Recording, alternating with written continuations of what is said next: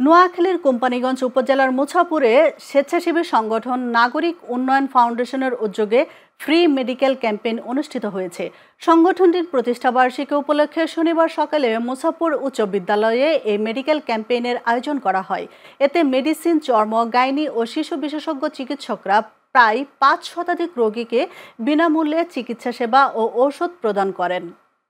আমরা নাগরিক উন্নয়ন ফাউন্ডেশন গত ১ বছর মানুষের মৌলিক চাহিদা নিয়ে কাজ করতে গিয়ে এটা উপলব্ধি করতে পেরেছি যে প্রত্যন্ত অঞ্চলের মানুষ চিকিৎসা সেবা থেকে বঞ্চিত।